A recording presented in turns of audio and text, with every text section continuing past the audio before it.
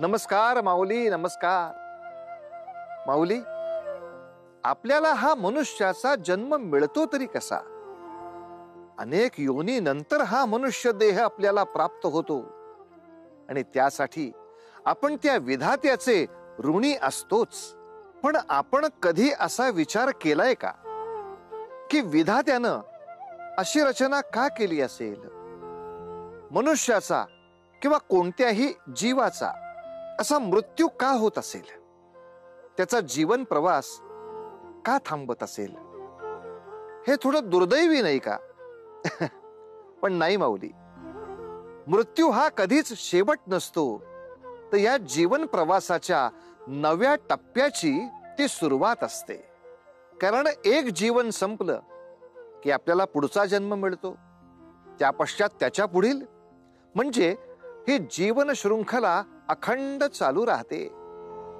आणि म्हणून जन्म आणि मृत्यू हे तसं म्हटलं तर आरंभ आणि अंत आहेत, नाहीतर ते न संपणारं एक सृष्टीचं चक्र आहे. अहो अहो ऐकलेत का? निजलात का? ऐका ना.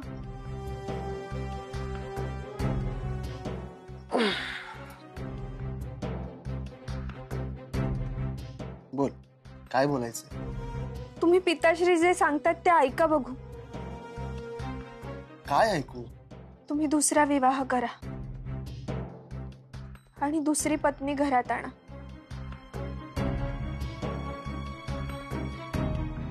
बरं ठीक,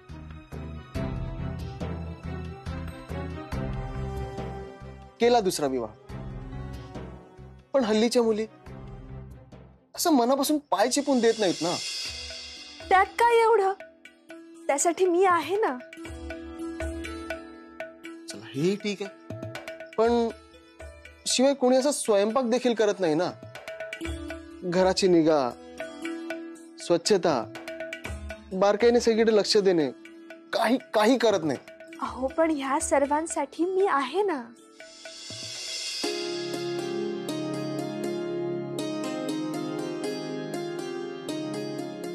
जर या सर्वासाठी तू आहेस, तर मला दुसरं कोणी कशासाठी हवं? अवनी, मी केवळ माझ्या स्वार्थापोटी तुझ्याशी विवाह नाही केला. माझ्या आयुष्याला तुझ्यामुळे पूर्णत्व लाभले. तुझ्याशिवाय मी कोणाचा विचारही करू शकत नाही. कळलं?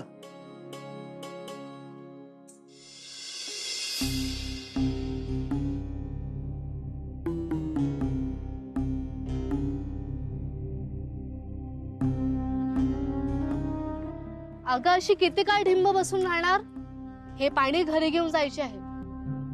त्या पश्चात सर्व कामे करावे लागणार आहेत. विलंब झाला तर सासूबाई शंख करतील माझ्या नावाने.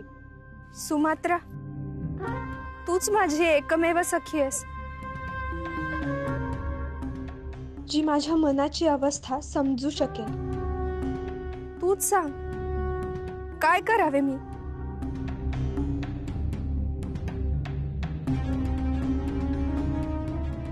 मी सांगते तेच कर. जेव्हा परिस्थिती नियंत्रणाबाहेर जाते तेव्हा तिचा स्वीकार करावा. हा पण ती बदलू शकत नाही. तिला शरण जा.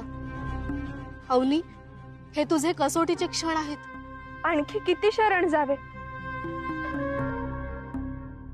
आजवर किती प्रयत्न केले मी की माझे अपत्य जन्मास यावे, परंतु श्राद्धाच्या तिथीला नाही. आतोनात प्रयत्न केले मी, परंतु जे व्हायचे तेच झाले. माझे अपत्य जन्माला आले आणि क्षणातच हे जग सोडून गेले. परंतु अशी योजना केली तर की त्या काळात पुत्र जन्मूच शकणार नाही. केले ना. मागील वर्षी श्राद्धाच्या तिथीला मी 7 महिन्यांची गर्भार होते. मी ह्या विचारानं सुखावले की ह्या तिथीला तरी अपत्य जन्मास यायचे नाही. परंतु माझे दुर्भाग्य, नेमका त्याच मासात त्याच दिनी मला प्रसूती कळा सुरू झाल्या. पुन्हा व्हायचे तेच झाले. मी तुझी अवस्था जाणते ग. परंतु भगवंत जर तुझी परीक्षा बघत असेल तर त्याला तू तरी काय करणार? कधी कधी मनात विचार येतो, हा देह त्याग करावा. आपल्यामुळे आपण कितीतरी जीवांना त्रास देतो आहोत. निदान ते तरी आनंदाने जगू शकतील. अवनी, असे भलते सलते विचार मनी आणू नकोस. एक क्षण असा येईल जेव्हा भगवंताला देखील तुझी करुणा वाटेल आणि तो प्रसन्न होईल तुझ्यावर. ही यातनांची वारी नक्कीच संपेल. मला तर हे स्वप्नच वाटते आहे. कधी कधी मनी विचार येतो, पिताश्री म्हणतात तेच योग्य आहे. मी हे घर सोडून, तुम्हा सर्वांना सोडून निघून जावे, हाच एक अंतिम उपाय आहे. अवनी, तुला माझी शपथ आहे, असा विचार देखील तू मनात आणणार नाहीस. अतिचिंतनाने तुझे मन पोखरले आहे. कदापि असे वागू नकोस. आणि परिस्थिती आज आहे, उद्या तशी नसेल. म्हणून अगो बाई, माझे लक्ष कसं नाही गेले? माझे घागर.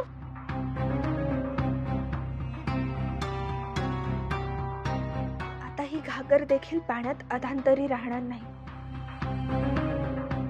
तिला तिचे प्राक्तन ठरवावे लागेल.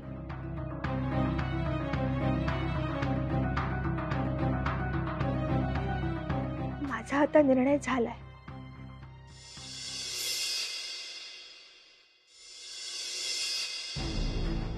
धरणी माते, तू आजवर कित्येक तपस्वी स्त्रियांना तुझ्यात सामावून घेतलंयस, त्यांचा आधार झालीयस. तोच आधार मलाही दे. माझ्या पतीच्या सुखासाठी, पितरांच्या शांतीसाठी आणि घराच्या उज्ज्वल भविष्यासाठी मी तिथून बाहेर पडणं हाच एकमेव मार्ग आहे. आणि त्यासाठी तू मला तुझ्यात सामावून घे.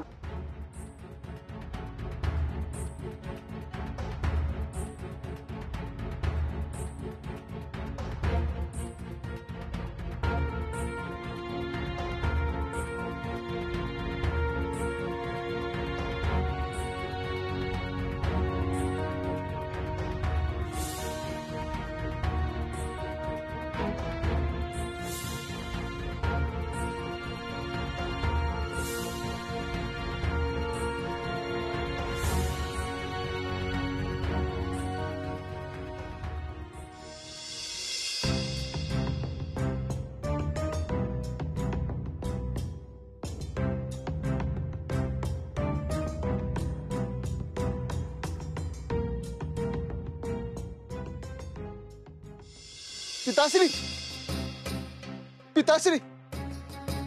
अरे गोविंदा, कुठे होतास तू? पिताश्री, मोठे संकट ओढवले आहे. संकट? आणि ते कुठले? अवनी, तिचा काहीच पत्ता लागत नाही. अरे काय सांगतोस? तिला इतका विलंब कधीच होत नाही घरी परतायला. परंतु आज सूर्यास्त होऊन देखील प्रहर उलटले. शिवाय मी सुमात्राकडे चौकशी केली, आपली शेजारी शांतादेवीकडे सुद्धा चौकशी केली, परंतु तिला कोणीच पाहिलं नाही. चला, शेवटी भगवंतांनी माझे गाराणे ऐकले. म्हटले आहे ना, जे काही होते ते विधिलिखित असते आणि ते चांगल्यासाठीच होते. असे का बोलत आहात तुम्ही पिताश्री? हो, तुमची सून आहे ती, या घराचा अविभाज्य घटक आहे. आणि ती जर बेपत्ता झाली असेल तर तुम्ही इतका आनंद व्यक्त का करत आहात? पुरे, इतके अस्वस्थ होण्याचे काही एक कारण नाही. प्रेमांध केले आहे तुला आणि त्यामुळे तुझी मती गुंग झाली आहे आणि तुला कळत नाहीये स्वतःचे आणि या घराचे भले कशामध्ये आहे ते. परंतु भगवंतास काळजी आहे. आपल्या पूर्वजांनी आशीर्वाद दिलाय, त्यामुळेच हे घडले आहे. कदापि नाही, माझी मती नाही, तुमची दृष्टी कलुषित झाली आहे. अरे आता तरी मान्य कर. अरे ज्या पूर्वजांचा अपमान केला त्यांच्याच कृपेमुळे हे घडते आहे. तिच्या कृत्याची तिला शिक्षा मिळते आहे. ती धूर्त स्त्री अवनी निघून गेली. ती जमिनीने कृत केले किंवा नदीने, जे झाले ते चांगलेच झाले. नाही, असे होऊ शकत नाही.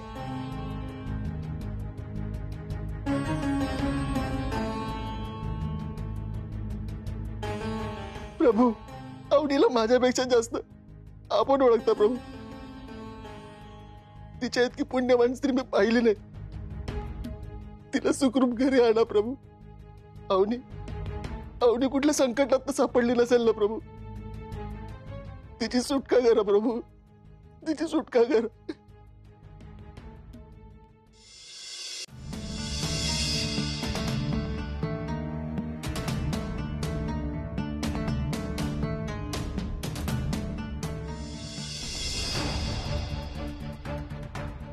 अवनी, अवनी, अवनी थांब.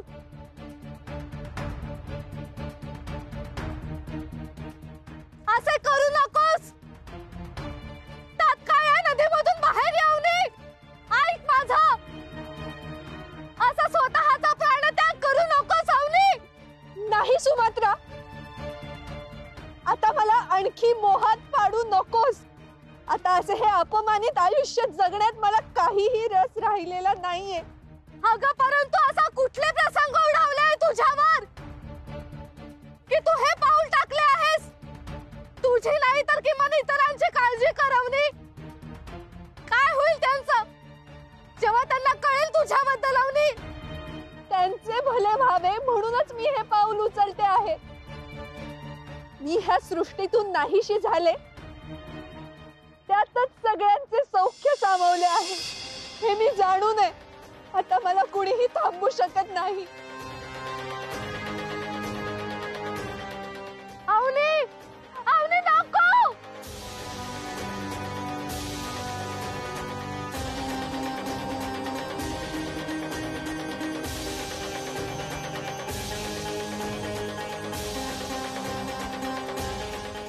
अवनी थांब. अवनी, आठव, आठव तुझा पती गोविंद, जो तुझ्यावर स्वतःपेक्षा जास्त प्रेम करतो. तो जगू शकेल का तुझ्या विना? सांग अवनी, जगू शकेल का तुझ्या विना? माझ्या पश्चात काही काळातच ते मला विसरून जातील आणि माझी जागा इतर कुणीतरी घेईल असे तुला वाटते, पण मनातून केलेले प्रेम कधी विसरू शकत नाही अवनी. तू तरी विसरू शकशील का? सांग मला, तू तरी विसरू शकशील का अवनी? गोविंद तुझा सर्वस्व आहे. नाही सुभद्रा, सुभद्रा नाही, सोड मला. मला जाऊ दे, मला नाही जगायचंय. अवनी तू माझी सखी आहेस. तुझे रक्षण करणे माझे दायित्व आहे. नाही सुभद्रा, सोड मला, जाऊ दे, मला मरायचंय. अवनी मी तुला नाही सोडणार. चल.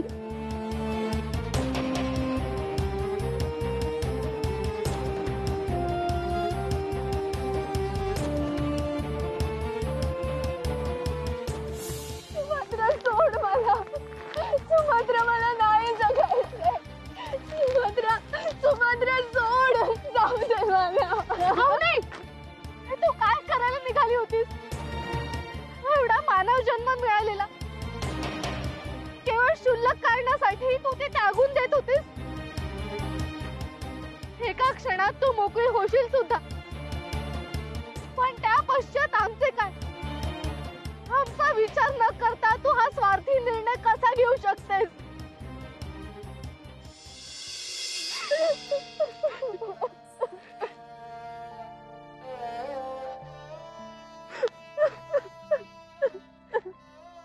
जेव्हा गोविंद माझ्या घरी चौकशी करायला आलेला, तेव्हा मला संशय आलेला की तू इतर कुठे नसून येथेच असणार. काय करू ग मी आता, काय करू?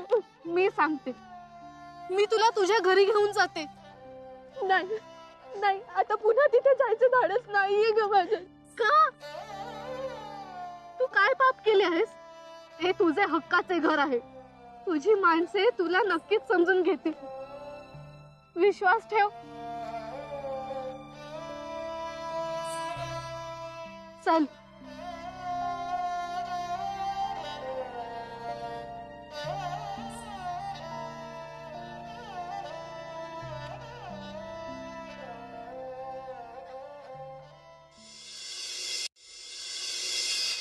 अवनी अगं कुठे होतीस तू?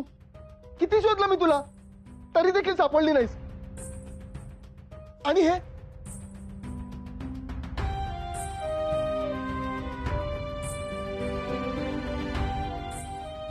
बरे, माझी धर्मपत्नी मोती वेचायला गेली होती तर.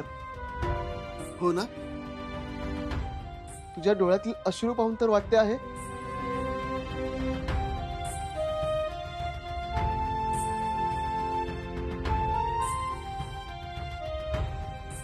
की मुबलक प्रमाणात मोती मिळवले असतील.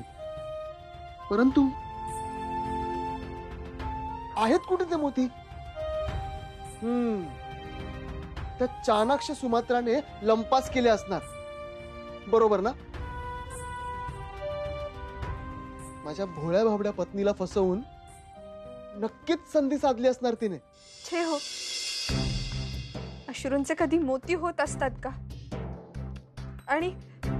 आणि हे मी नदीवर गेले असता पाय घसरला आणि पाण्यात पडले. अरे देवा, असे झाले सर्व? तुला कुठे लागले तर नाही ना? किती भिजलेस तू, गारठून जाशील. थांब, मी तुझ्यासाठी विस्त बांधतो.